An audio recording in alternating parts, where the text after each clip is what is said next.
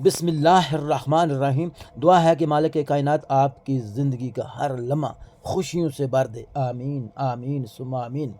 آج بات رکھوں گا پاکش 2030 کی طرف سے حضرت سلیمان علیہ السلام کے بارے میں ایک مختصر سا قصہ۔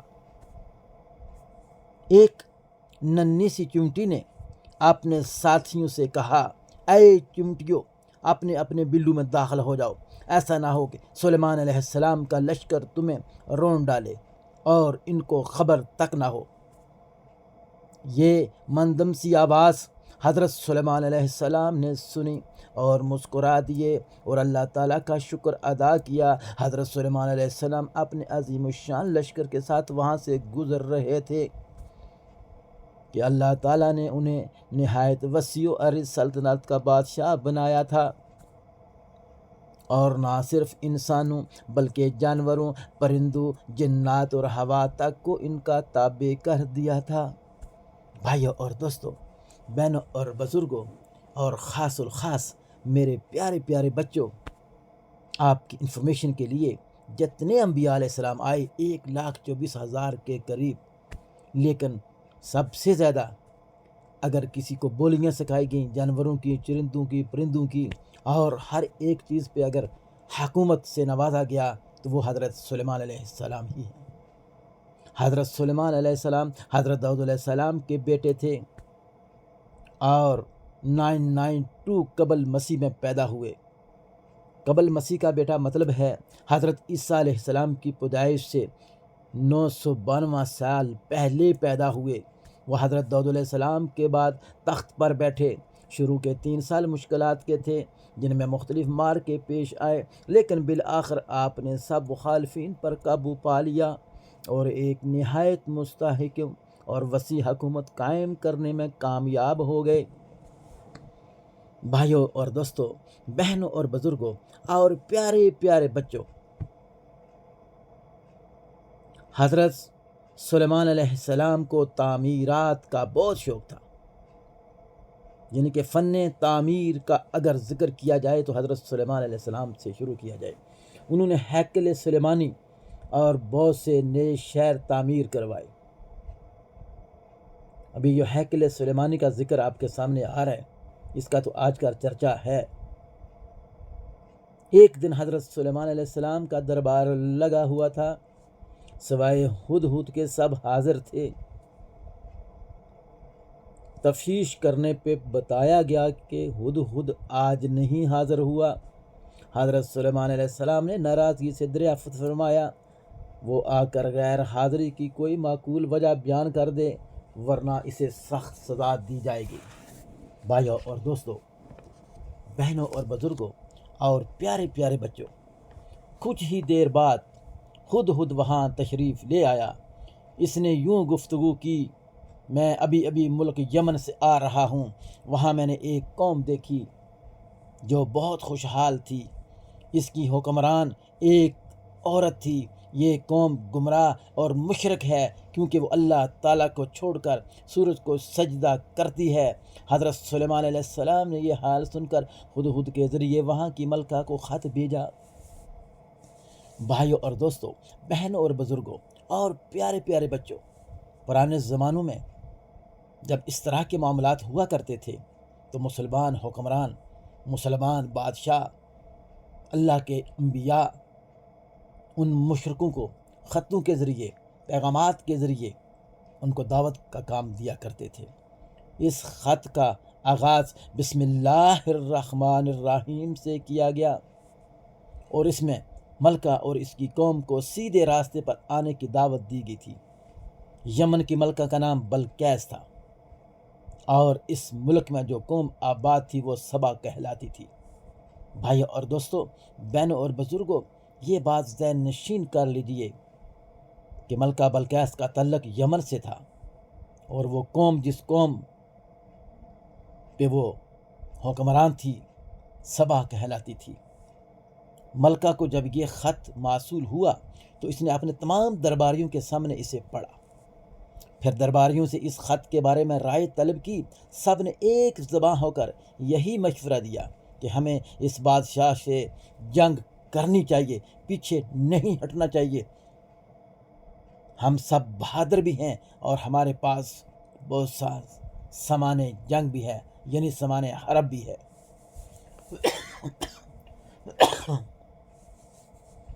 بھائیوں اور دوستوں، بہنوں اور بزرگوں اور خاص الخاص پیارے پیارے بچوں، ملکہ بہت ذہین اور دانا تھی۔ وہ حضرت سلیمان علیہ السلام کی عظیم سلطنت کے بارے میں پہلے سن چکی تھی۔ اس نے اپنے درباریوں کو سمجھایا کہ جلدی کرنا درست نہیں، ہیسٹ میک ویسٹ۔ اس نے یہ ساری تفصیلات ان کے سامنے رکھیں۔ جنگ کوئی بھی جیت سکتا ہے، اور جو جیت جاتا ہے وہ بستیوں کو تباہ اور برباد اور عزت دار لوگوں کو ذلیل و خوار کر دیتا ہے۔ میری رائے یہ ہے کہ حضرت سلیمان علیہ السلام کو کچھ طائف بھیجے جائیں، ہو سکتا ہے کہ بات یہیں ختم ہو جائے۔ یوں ایک وفد ملکہ بلقیس کی طرف سے ترتیب دیا گیا اور قیمتی طائف لے کر حضرت سلیمان علیہ السلام کی خدمت میں حاضر ہوئے۔ آپ نے فرمایا، اللہ تعالیٰ نے دین اور دنیا کی جو نعمتیں مجھے عطا فرمائی ہیں وہ تمہارے طائف سے بہت بہتر ہیں۔ بھائیوں اور دوستوں، بہنوں اور بزرگوں اور پیارے پیارے بچوں، بڑا ہی مختصر اور دلچسپ سا یہ واقعہ ہے۔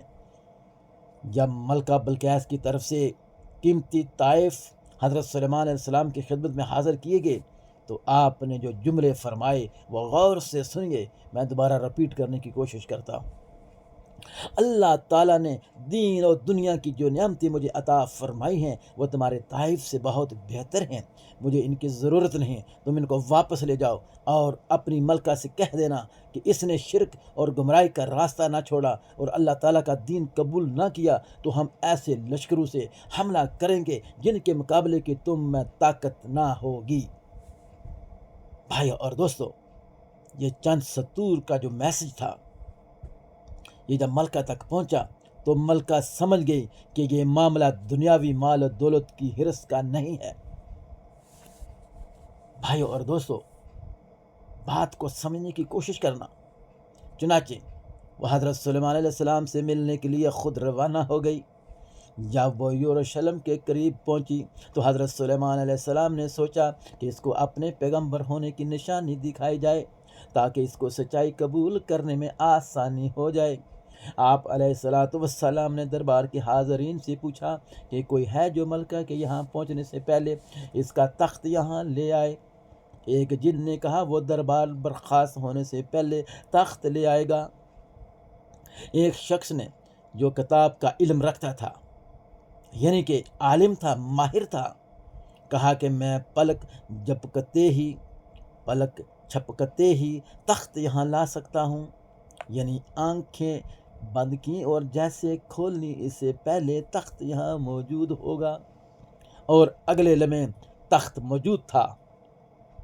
بھائیو اور دوستو، بہنوں اور بزرگوں، یہاں اس نقطے کو سمجھنے کی بہت ضرورت ہے کہ جنات وغیرہ بھی وہ کام نہیں کر سکتے جو علم والا اپنے اللہ کے دیے ہوئے علم سے کر سکتا ہے۔ حضرت سلیمان علیہ السلام نے یہ دیکھ کر اللہ تبارک و تعالیٰ کا لاکھ لاکھ شکریہ ادا کیا اور اپنے درباریوں سے فرمایا کہ اس میں تھوڑی سی تبدیلی کر دو تاکہ ہم آزمائیں کہ ملکہ کتنی ذہین ہے۔ جب ملکہ پہنچی تو اپنا تخت دیکھ کر کہنے لگی، یہ تو میرا تخت معلوم ہوتا ہے، میں آپ علیہ السلام کی عظمت پہلے ہی پہچان گئی تھی، ہم نے آپ علیہ السلام کی اطاعت قبول کر لی۔ بھائیوں اور دوستوں، بہنوں اور بزرگوں، بڑے غور طلب بات ہے کہ حضرت سلیمان علیہ السلام نے ملکہ کے ساتھ کوئی جنگ نہیں کی، کوئی روب و ربربہ دبدبہ نہیں دکھایا، کوئی ایٹمی پاور ہونے کا یقین نہیں دلایا، بلکہ سمپلی بات رکھی۔ بات کیا رکھی کہ اگر شرک سے باز آ جاؤ اور میرا پیغام قبول کر لو تو تمہارے لیے معافی ہے، اگر نہیں تو ہماری طاقت کا سامنا کرو۔ بھائیو اور دوستو، بہنوں اور بزرگوں، ملکہ چونکہ سمجھدار تھی، ذہین تھی،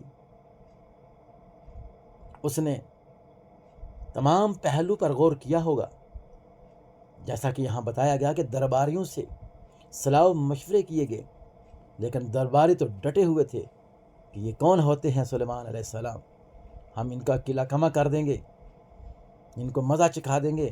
لیکن ملکہ چونکہ بہت ہوشیار تھی،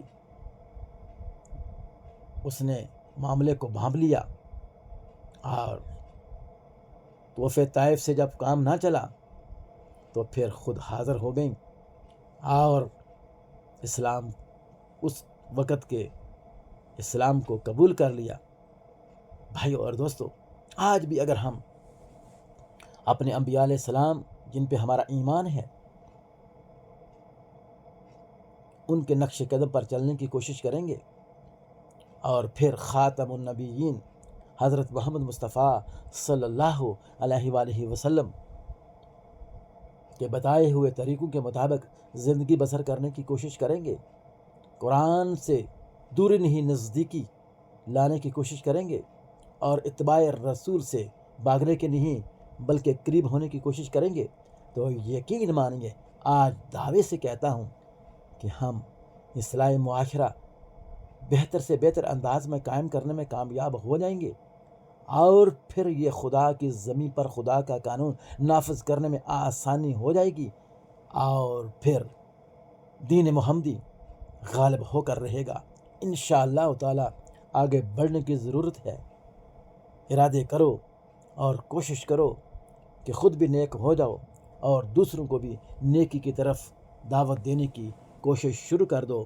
میرا اور آپ کا اللہ ہم سب کا مالک کل ہماری مدد فرمائے، ہمیں اپنی حفظ و ایمان میں رکھے، اور ہمیں صحیح معنوں میں دین اسلام کو سمجھنے کی توفیق عطا فرمائے۔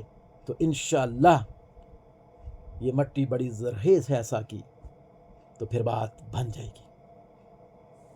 اپنا خیال رکھیے گا، گرد نواح لوگوں کا بھی خیال رکھیے گا، اللہ سے ڈریے گا، اتباع رسول پہ عمل کیجیے گا، کامیابی اور کامرانی آپ کا قدم چومے گی انشاءاللہ۔